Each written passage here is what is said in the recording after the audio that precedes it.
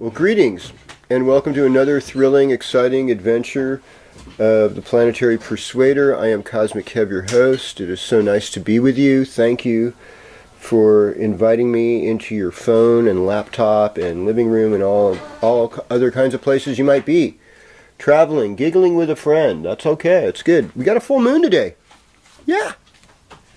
We got a full moon today at 10:23 p.m. and it's about 12 degrees Taurus in the Western Zodiac, and in the Vedic Zodiac it is in it's about 16 degrees Aries. I mean, yeah, or more. Wait, 16, 18 degrees Aries.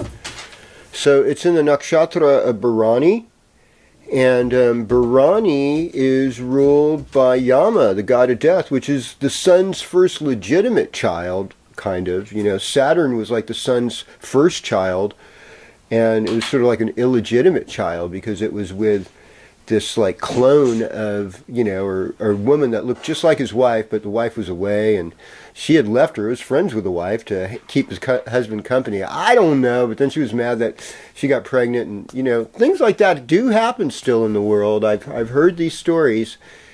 But Saturn's all about justice, and, we're coming out of that place, where Saturn's kind of knotted up, and, by the 10th it won't be so bad for sure, it's going to loosen up, but it's called the Gandanta, and the Gandanta is the knot between water signs and fire signs in, Vedic astrology.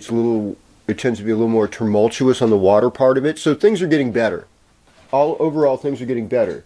Back to Bharani. Bharani doesn't do so good with the Saturn energy because Yama is the sun's legitimate brother. So his wife came back, she got pregnant, and then so Yama is the brahmachari. And Yama is a god of death, and its symbol of Bharani is the yoni, the vulva. So, with this full moon, there's this thing about things that are hidden and mysteries. And there's also this thing about production, like food, and, all the wonderful fall foods like pomegranates and persimmons and apples and pears and pumpkins and squashes and things. And so Bharani is associated with these things. Bharani is also Venus ruled. And so there is this element of lust and really getting into things on a Bharani moon. It should be awesome. I'm looking forward to it, actually. I think it's going to be an awesome Friday night. Yeah.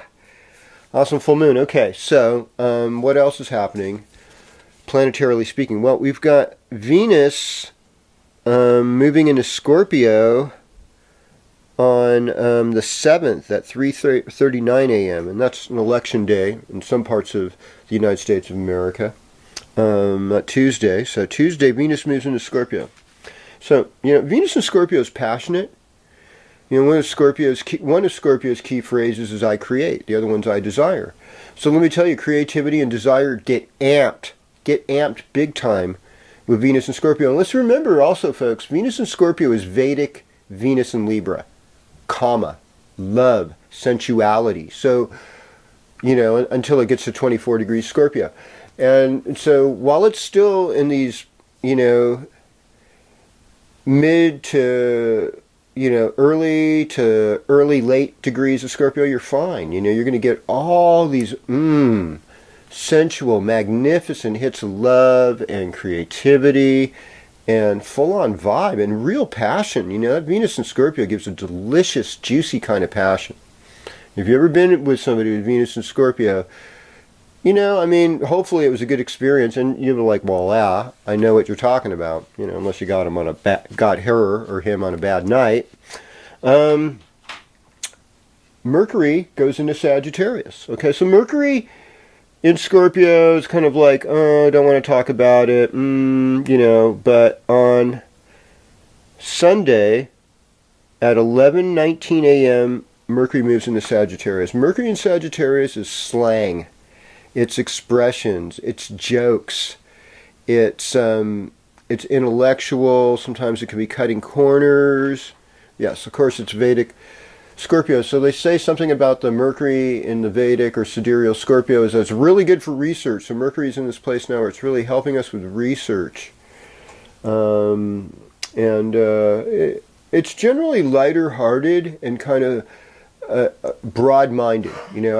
I really think a Mercury in Sagittarius is like one of the most broad-minded signs, one of the most broad-minded places for Mercury, even though it's opposite of Gemini.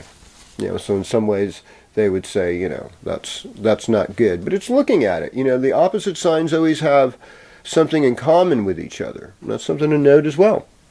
Okay, what other magical shifts? That's pretty much it. That was a lot.